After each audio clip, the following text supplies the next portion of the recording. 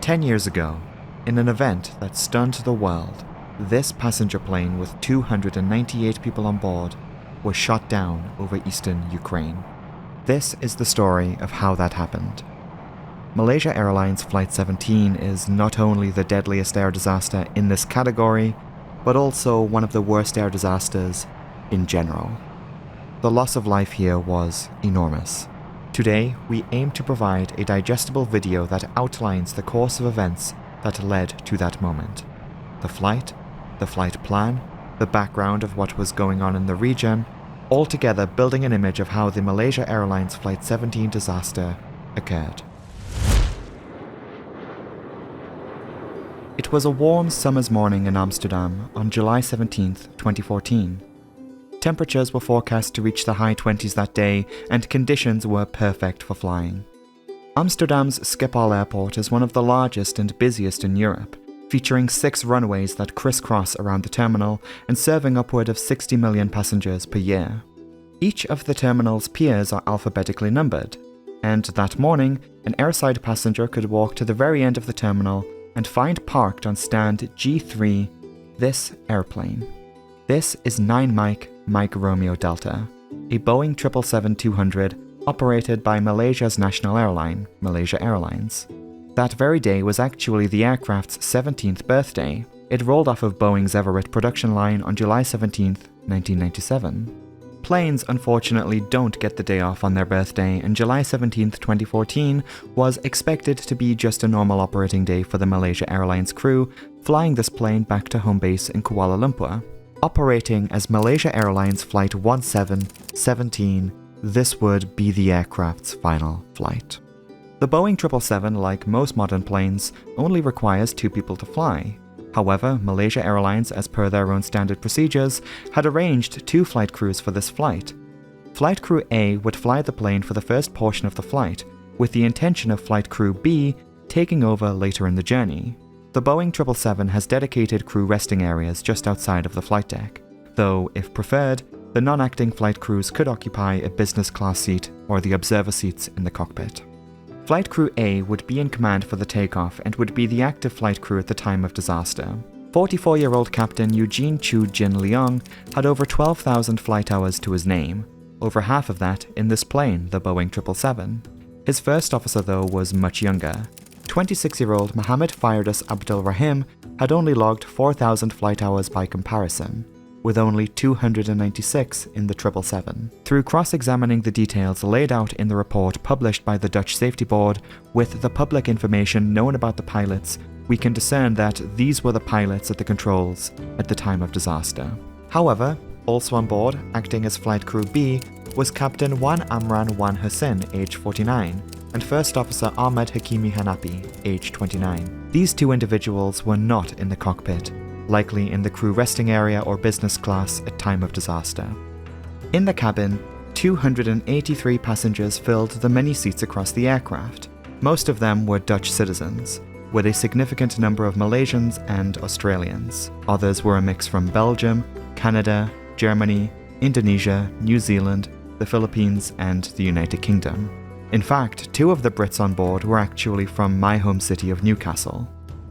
With the 11 flight attendants plus pilots and relief crew, a total of 298 people were on board.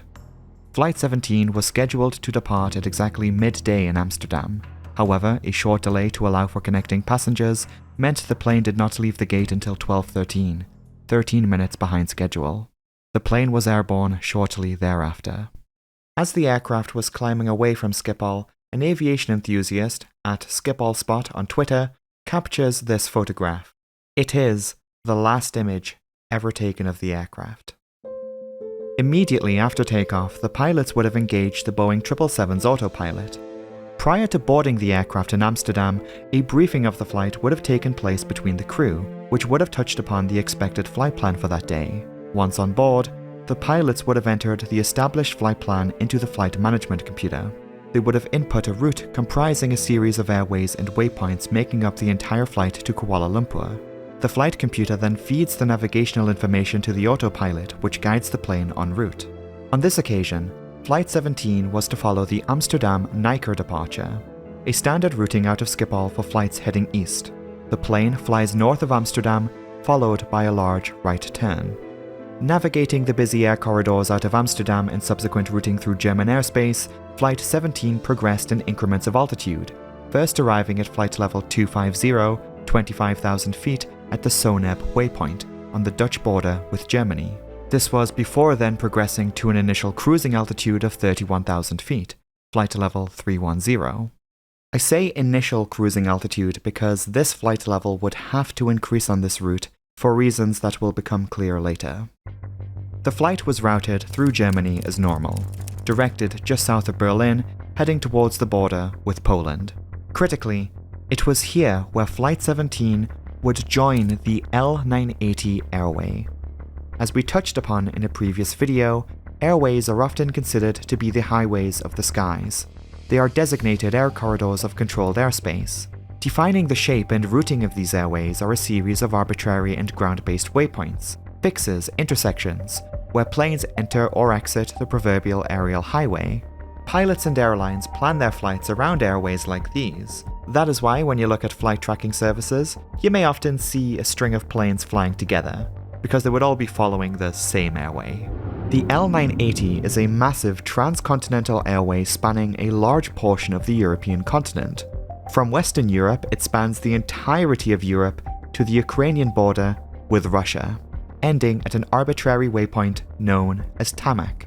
Malaysia 17 joined this airway at Sierra Uniform, India, a waypoint on the German-Polish border east of Berlin. L980 would bring the plane in a more southeasterly direction across Poland. Malaysia Airlines often used this route. It was standard for a number of their flights. The airline has destinations in Paris and London in addition to Amsterdam. Their other flights that day also used the L980. Malaysia Airlines was also not alone here either. Singapore Airlines and Air France, for example, had also been recorded using the same routing that day. After the disaster that was to come, use of the eastern section of this airway would come under scrutiny, because of where it led to next. Flight 17 progressed onward on the L980, sequencing from one waypoint to the next. This continued to bring the plane eastbound, which brings us to the next country they were to fly over, and ultimately, the epicenter of this video: Ukraine. Malaysia 17 set course for the next waypoint, known as Bembi, located near the Ukrainian capital of Kyiv. As per their flight plan, the pilots of Flight 17 perform a step climb up to flight level 330, 33,000 feet. So far, the flight has been uneventful, having been in the air for over 2 hours now. Dinner service would have been in full swing, with perhaps other passengers looking to squeeze in a movie before the sun goes down. It's 3:53 in the afternoon, local time in Ukraine that is. The weather that day over Ukraine was very mixed. Where central and western Ukraine was clear with Kiev and Kryvyi Rih reporting okay conditions, weather stations along the Flight 17 flight path were reporting a significant change of broken clouds and thunderstorms. From the passengers' POV, Ukraine was quickly enveloped in a sea of clouds, with some breakage opening up the countryside below. Air traffic control in the Dnipropetrovsk sector for eastern Ukraine contacted the aircraft with a request for them to climb to a higher altitude of flight level 350, 35,000 feet. This was another step climb that was noted in the flight plan. However, the captain rejects the step climb at this time and chooses to remain at 33,000. It's not really known why this choice was taken, but investigators considered it to be normal. 7 minutes later, at 4 p.m. on the hour, Flight 17 radios to request deviation from their current course. The pilots had noticed the presence of cumulonimbus thunderstorm clouds in the region, made distinctive by their large anvil appearance. Pilots will always try to avoid these if possible, as they are massive clouds of convective activity, not suitable for flying through, so it is standard to deviate around them. The deviation request was made, and Dnipro radar cleared the flight to make the deviation to the north of their current track. This would keep them clear of the storms ahead, making for a more comfortable journey. Usually, a 20-mile deviation is about right for navigating storms, though the flight data recorder later showed investigators that this deviation was no more than a 6 to 7 mile difference from the center line of the L980 airway. Interestingly, The pilots also made a request to climb 1,000 feet to flight level 340, but this was denied by the controller as this would conflict with other traffic. For the next 15 minutes, the plane proceeded parallel to their flight plan, but just a few miles to the north. About halfway through this small detour, ATC handed Flight 17 over to a different controller in the Dnipropetrovsk sector. Having now navigated around the storm, this new controller would issue the flight with an instruction to fly direct to Rostov in Russia, cutting out the expected Tamak waypoint as per their flight plan. Malaysia Airlines Flight 17 in their final transmission acknowledges this instruction at 4:19 and 56 seconds.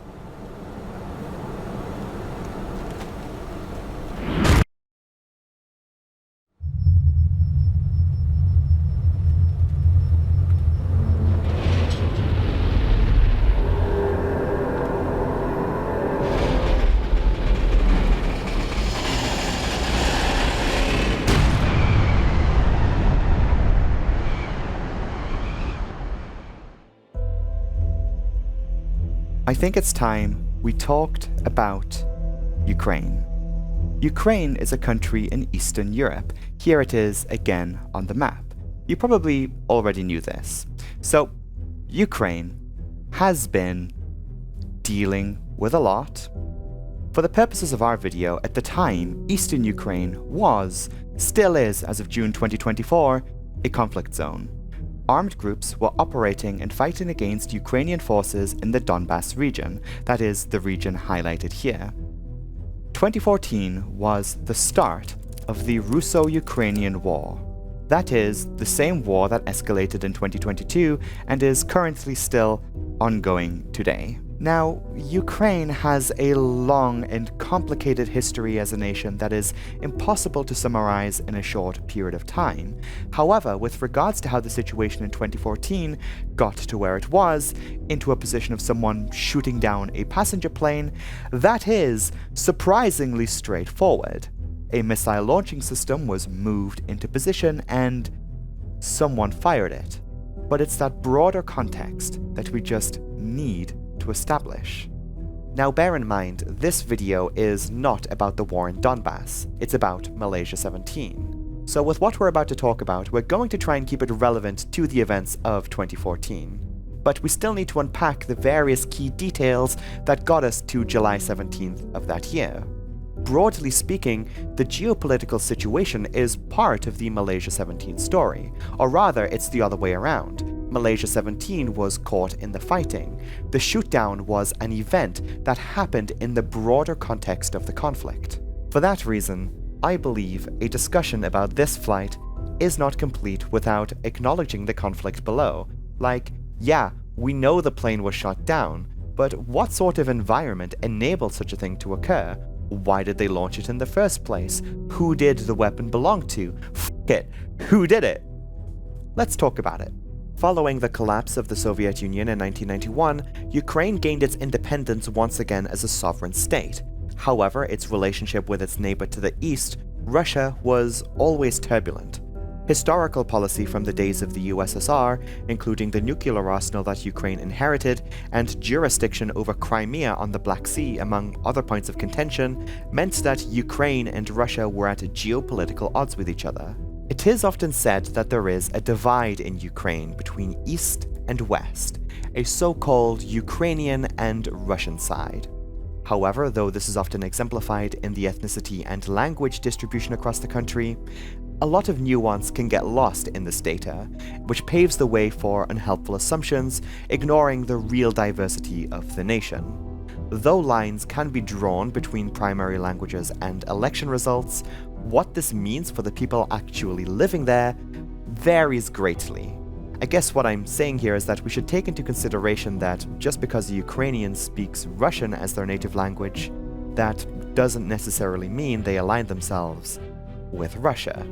This talk of demographics is important, because Russia really wants to hold on to its influence in Eastern Europe, like they had Belarus firmly under their wing, but always wanted to keep Ukraine close as well. And let's be real, there's a lot that Russia wants from Ukraine, natural resources of course, and further political leverage. Although, Russia has always had trouble and never really accepted Ukraine as its own independent country with its own distinct national identity, rather considering it to be a lost part of Russia, this especially being the case when it comes to the regions of Crimea and Donbass.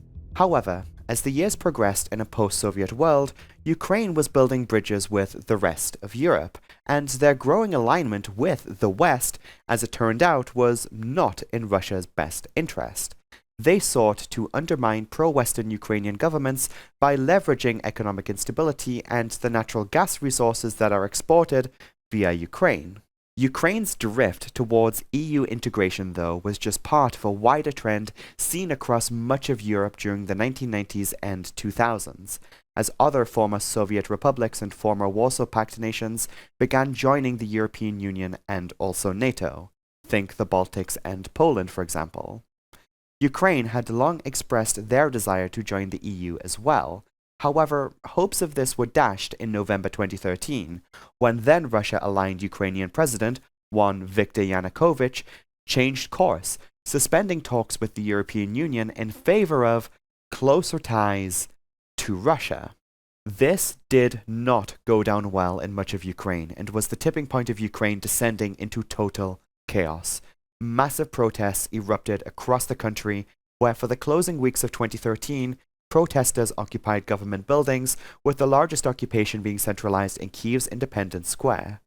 These protests spilled over into 2014, which was when tensions were further escalated. Violence was ramped up against pro-European protesters, which came to a head on February 20th, 2014. Dozens of protesters were killed when Ukrainian police brought in snipers and gunned down 88 people over the course of 48 hours, in a spate of bloodshed that stunned the world. This did little to quash the protests, which soon evolved beyond the scope of controllability. Revolution had descended on Kyiv, Yanukovych was ousted, and fled to Russia. Throughout all of this, Russia was watching, taking advantage of the deteriorating political situation in Ukraine, seeing the further divide and tension between demographics in the country. The Crimean Peninsula was swiftly annexed by Russia in March 2014, in a move that has been internationally recognized as illegitimate. But this was really only the beginning. Separatist groups sprang up in Donbass in the Luhansk and Donetsk provinces. These groups organized, took up arms, and declared themselves independent as the Luhansk and Donetsk People's Republics. Facing the prospect of further annexation of Ukrainian land, Ukrainian forces, then led by a new interim government, moved in and the conflict escalated. Rebel separatist groups in the following months engaged with Ukrainian forces until they were pushed closer to the Russian border, confined to this small region of eastern Ukraine. And 30,000 feet up, the L-980 airway passes overhead. Russia, meanwhile, expressed support for these paramilitary groups and, unofficially or otherwise, began aiding their effort, supplying them with various weapons, including missile launching systems, which allowed them to take aim at the skies. These groups had the capability of targeting aircraft from about May 2014, as this was when reports began to emerge that they were now shooting down aircraft in eastern Ukraine. One instance, on June 14th, saw separatists shoot down a Ukrainian Ilyushin IL-76 on approach into Luhansk, killing 49 people. Among the various weapons they had managed to get their hands on were Soviet Buk surface-to-air missile launching systems. They look like this. Russian outlets reported in June that the Donetsk People's Republic had proclaimed they were now in possession of such weapons. A multitude of these Buk surface-to-air systems were believed to have been in their arsenal, further increasing suspicion of Russia's connection to the conflict. Backing up for a second though, during this time with the growing conflict in Donbass, the number of international flights passing over this region did shrink. However, not completely. A number of air carriers continued to fly their planes through the Donetsk airspace. Air France, Air India, British Airways, Ava Air, Singapore Airlines, and of course, Malaysia Airlines, among others, continued as if all was normal. It was assumed that high-altitude airspace was safe.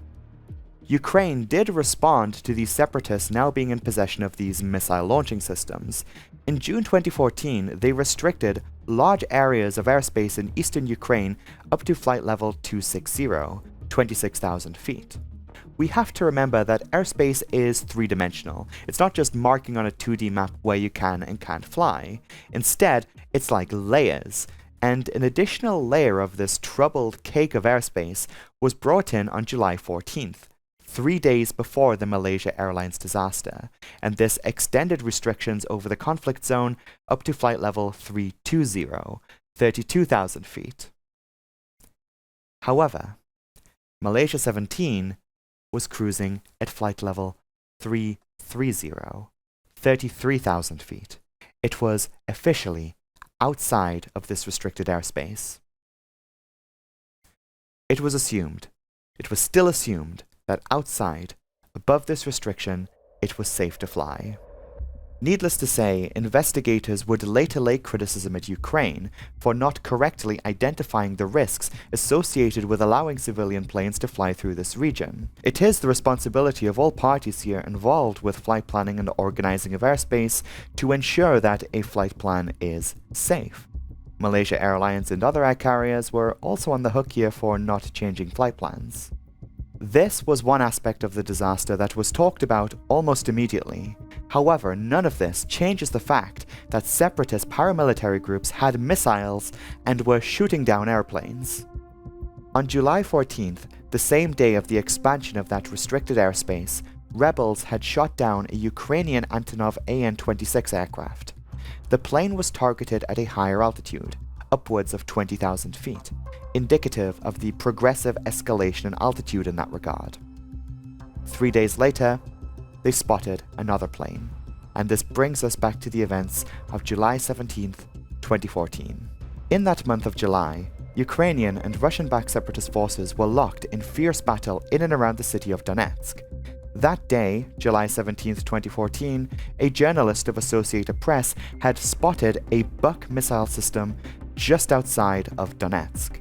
Later, more witnesses would come forward with similar sightings, some even providing the criminal investigation with photographs and video evidence. Using that evidence with a further collection of intercepted telephone conversations, investigators traced the whereabouts of the launcher that day. Ultimately, it was determined that the system that was used to bring down Malaysia 17 came from Russia's 53rd Anti-Aircraft Brigade and was actually transported from Russia into Ukraine that same day. It would then later be transferred back into Russia later in the evening, conspicuously with one of its missiles missing. So we know the Buk was spotted around here. Now, the actual position of it when it was used to bring down the Malaysia Airlines flight, it was traced by investigators to have come from the same region to the southeast of Donetsk. The Kiev Scientific Research Institute for Forensic Expertise was able to pinpoint a 4 square kilometer area right about here. In this field, evidence triangulates to this corner of this piece of farmland being the chosen launch site. In the afternoon of July 17th, it was cloudy, but through the breakage of the clouds, an aircraft was spotted by the separatists. They then failed to appropriately identify the aircraft for what it actually was, Malaysia Airlines Flight 17, a Boeing 777-200 passenger plane. Instead, they jumped to the conclusion that this was a Ukrainian military transport aircraft, and they proceeded to take steps to shoot it down. Turns out, it's the same scenario as it always is with these shoot-down events. A failure to properly identify the aircraft they were about to hit. A case of careless, mistaken identity. At about 4:20 p.m. local time in a rebel-held area outside of Donetsk, a missile was launched from a Buk surface-to-air system. It was fired directly at Malaysia Airlines Flight 17. In a time span of just seconds, the missile ascends into the sky toward its target. On board, 298 people are unaware of their fate.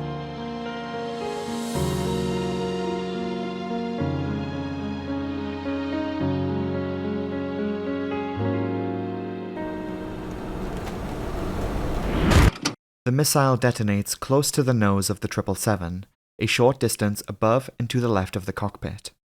Through analysis of the final 20 milliseconds of the cockpit voice recording, investigators were able to triangulate the direction to which the blast came from by looking at when each of the 4 microphones on the flight deck peaked at the onset of the blast. From the minuscule time differences, a position of the missile's detonation was calculated. The missile's payload was made up of a Model 9N3114M fragmentation warhead. The warhead on this missile contained an explosive core and was surrounded by a shell of cubic and bow-shaped iron fragments. There were thousands of them, upwards of 7,000 of these fragments per warhead. The explosive on the warhead is triggered by use of a proximity device. The subsequent detonation scatters its payload, propelling hundreds of these fragments toward its target. Here is an animation from the Dutch safety board to help you visualize that. The scattered debris perforates the skin of the plane at the cockpit and the front of the business class cabin, but damage was also scattered to the left engine and wing. This left behind the telltale external damage patterns later discovered by investigators. The fragments from the warhead were not only found inside of the aircraft, but also in the remains of the 3 people in the cockpit at the moment of disaster, the flight crew and purser. All 3 were killed instantly. The damage to the aircraft kills the plane's electrical systems. The cockpit voice recorder, flight data recorder, and transponder ceased at this time. The instant the aircraft's skin was perforated, the cabin depressurized as the denser air inside of the hull escapes through the opening in the fuselage. A weakness around the nose of the aircraft was exposed. As a result, the cockpit separates from the fuselage almost immediately. Looking at how the front of the aircraft was later reassembled, we can clearly see the separation point on the fuselage. The forward business class would also break away from the aircraft. Continued fracturing through business class peeled away large portions of the fuselage skin. As the nose sections fell to the ground, for a very short period of time, the rest of the plane stayed aloft. However, disintegration was swift, due to the extreme forces now being inflicted on it. The aft pressure bulkhead gave way and the tail was destroyed along with separation with the mid-fuselage. Wreckage was strewn over a large area with 6 distinct debris fields. The earlier separated forward parts of the plane were scattered near the villages of Rozipna and Petropavlivka, with the mid, aft, and wing sections crashing near the village of Hrbov, a further 5 miles or 8 kilometers to the east. The in-flight breakup and subsequent crash of Malaysia Airlines Flight 17 killed all 298 people on board. As the plane was lost over Ukraine, Ukrainian authorities immediately launched an investigation, which soon became an international effort, with Ukraine handing responsibility for the investigation over to the Dutch Safety Board in the Netherlands, just a matter of days following the disaster. Due to the loss of many Dutch lives, Flight 17 is often considered to be a Dutch tragedy. However, given the scale of this disaster and wider range of nationalities on board, the investigation team was made up of investigators from not just the Netherlands and Ukraine, but also Australia, Malaysia, Russia, the United Kingdom, and United States. Air crash investigators always try to go into a new case with a clear mind, without letting speculation cloud their efforts. Their job is to cut through to the facts. However, in this specific case, it was pretty clear to the entire world what had happened. It was impossible to ignore. Despite this, investigators still had a responsibility to prove it, so they considered all scenarios that would fit an in-flight breakup, from severe weather events to possible conflict with out-of-this-world material, a meteor. Every other scenario was eliminated, leaving the shoot-down scenario standing as the only possible explanation. After all evidence and possible scenarios were considered, the causal loss of this aircraft points to an in-flight breakup induced by damage caused by this specific warhead that came from this specific missile that was fired from this launching system in this region of eastern Ukraine held by Russian-backed separatists, the weapon of which we now know was supplied to them from beyond the Russian border. So, who did it? Who shot down Malaysia Airlines Flight 17? Who knows? Could have been anyone. But maybe just maybe, it had something to do with the sort of person who, without verifying what had actually happened, declared victory anyway and proclaimed that on social media, admitting up front that they had shot down an airplane, just not the one that they thought. Here is Igor Girkin, under the alias of Igor Strelkov, commander in the Donetsk People's Republic, and also former Russian FSB, doing just that. That afternoon, it was reported on VK, a Russian social media site, an account under his name reported here in what was a swiftly deleted post claiming they had shot down a Ukrainian Antonov 26, similar to the one they had downed just days earlier. This is actually the aftermath of Malaysia Airlines Flight 17. They shot down this plane under the assumption it was Ukrainian military. And it wasn't. In 2022, a Dutch court, in a landmark step towards justice, held the Russian Federation accountable for what happened with Malaysia 17. They would convict Girkin, along with 2 other men, in orchestrating the shooting down of the passenger plane. Together, Ukrainian Leonid Karchenko and Russians Sergei Dubinsky and of course Igor Girkin were all given life sentences in absentia, as they all resided in Russia and weren't present at the trial. Though these sentences were handed down to the convicted men, it was uncertain whether any of them would actually face time behind bars. Russia has always denied its role in what happened. In fact, Russia's interpretation of events has been one of constant deflection. The story often changing, hinging on conspiracy theories that contain the obvious glaring holes that are common in such narratives. These ranging from the plane being shot down by a Ukrainian fighter jet to Ukrainian ground forces mistaking the plane for Vladimir Putin's IL-96 due to the similar use of red, blue and white livery colors. All of these narratives are in direct conflict with international consensus. Russia-aligned sources have continued to this day to cast doubt over the findings of investigators. For example, when the investigation and criminal trial concluded, Russian outlets were quick to call the outcomes politically motivated. So, a quick word about Igor Girkin. You could make a whole video about this person. He has been involved with a lot in his life. Certainly, quite the character, let's just say. And the number of things he has said over the years about Malaysia 17 just goes on and on. We'd be here all day documenting it.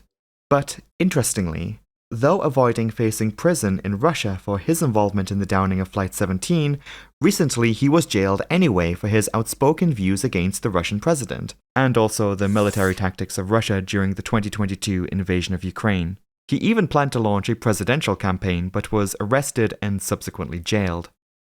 For those affected by the disaster of Flight 17, the court verdicts and the outcome of the international investigation were welcoming. However, feelings are mixed. Many continue to seek out justice for the loss of the 298 innocent lives.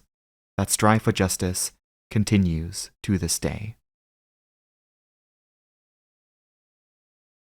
Hello everyone, thank you so much for watching this video. If you like this one, then don't forget to subscribe so that you will be notified when the next video drops. Just want to say real quick, what an incredible response there was to the last video. I think that one, the Air Canada video, I think that is my best performing video I've ever had. So honestly, thank you all so very much for watching. I do have a Twitter page. If you are interested in keeping up to date with video stuff, I always post more personal stuff on there as well as documenting my travels for my videos, which I am planning to do a bit of for the next video actually. So if you want to see what I get up to, come follow me on Twitter. Link to that and my Blue Sky page will be in the pinned comment. In the meantime, I must take a moment to thank my amazing Patreon supporters for their incredibly generous contributions to the channel. Their names are scrolling on the screen right now, so if you see your name here on this list, a massive thanks to you. As we do have in every video, we have a number of shoutouts to get through today, and we have quite a few. So let's just jump into it. Beginning with the new business class patrons in order of which they joined, a big thanks goes out to Kiki, Indira van Asperen, Sabri Blackman, Albert, Julia Mono, Nick Bavers, Holly McKelia, Stephen Jones, and Jackie Seratella. Thank you all so much. And then we have the first class tier patrons, the biggest contributors. A big thanks goes out to Stuart Barber, Claire Wright, TM Bagsan, and Quality Tapestries, who asked me to actually shout them out. qualitytapestries.com. Be sure to check them out if you've got a minute. Oh, and actually, we have one more, just in time before I send this video off for its final render. Thank you to Sydney Curtis, who actually increased their pledge. What a legend. Thank you all so very much. If you yourself would like to support the channel further, you can join the Disaster Breakdown Patreon from just £1 per month, and the link to that will be in the pinned comment below. All patrons get early access to all new episodes at least 2 days before they release publicly on YouTube. And you know what? That is all from me today. Thank you all so much for watching. I need to get packing for my trip to Rotterdam. See you later, everyone. Have a nice day. Goodbye.